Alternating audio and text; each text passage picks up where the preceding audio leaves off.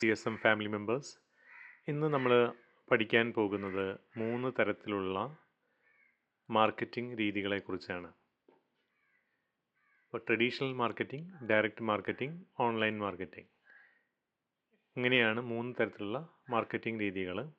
നമ്മുടെ കൊറോണയ്ക്ക് മുൻപ് വരെ ട്രഡീഷണൽ മാർക്കറ്റിങ്ങിലായിരുന്നു കൂടുതൽ. ലോകം മുഴുവൻ ട്രഡീഷണൽ മാർക്കറ്റിങ്ങിലായിരുന്നു കൂടുതലും ആശ്രയിച്ചിരുന്നത്.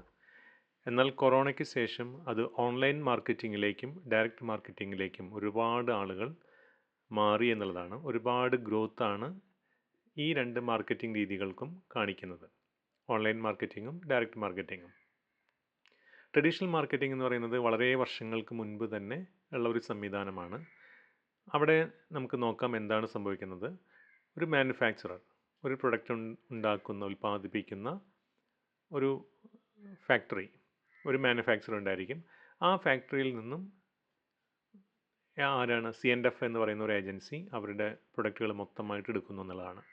അതിനുശേഷം അത് സൂപ്പർ സ്റ്റോക്കിസ്റ്റ് എന്ന് പറയുന്ന ഇതിലേക്ക് പോകുന്നു, പിന്നെ സ്റ്റേറ്റ് സ്റ്റോക്കിസ്റ്റിലേക്ക് പോകുന്നു, പിന്നെ ഡിസ്ട്രിക്ട് ഡീലറിലേക്ക് പോകുന്നു, ഹോൾസെയിൽ ഡീലറിലേക്ക് പോകുന്നു, റീറ്റെയിൽ ഷോപ്പിലേക്ക് പോകുന്നു എന്നുള്ളതാണ്. എന്നിട്ടാണ് കസ്റ്റമറുടെ കയ്യിലേക്ക് എത്തുന്നത്.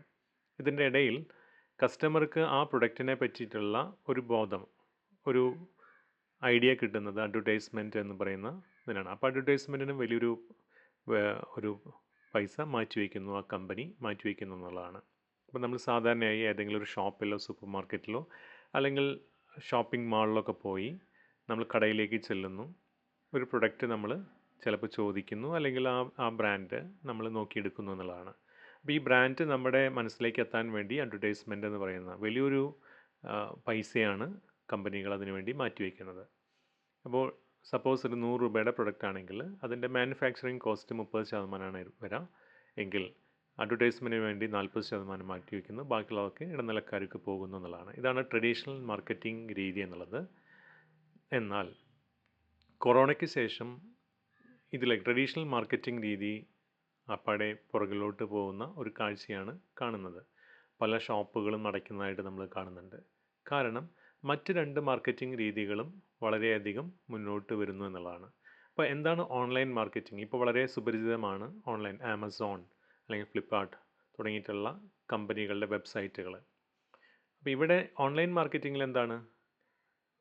നമ്മൾ ആമസോൺ പോലുള്ള പ്ലാറ്റ്ഫോം, ഒരു വെബ്സൈറ്റ് അവരുടെ പ്രൊഡക്റ്റുകൾ, പല മാനുഫാക്ചറേഴ്സിൻ്റെയും പ്രൊഡക്റ്റുകൾ പ്രദർശിപ്പിക്കുന്നു. കസ്റ്റമേഴ്സ് അത് നോക്കി അതിൽ ക്ലിക്ക് ചെയ്ത് ഓർഡർ കൊടുക്കുന്നു എന്നുള്ളതാണ്.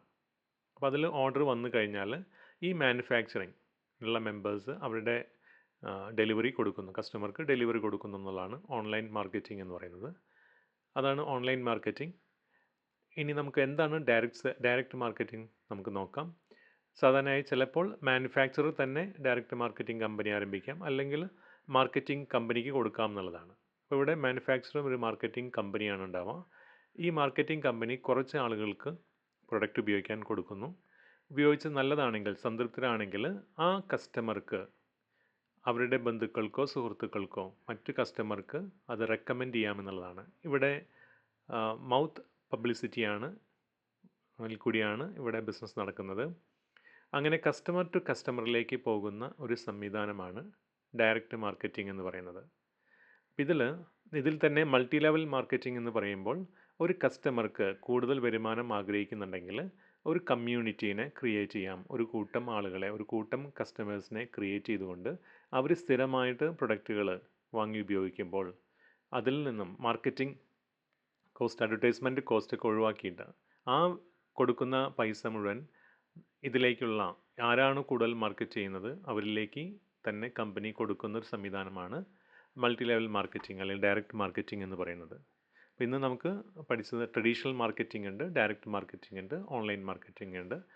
ഈ 3 മാർക്കറ്റിംഗ് രീതിയെക്കുറിച്ചാണ് നമ്മളിന്ന് പഠിച്ചത്.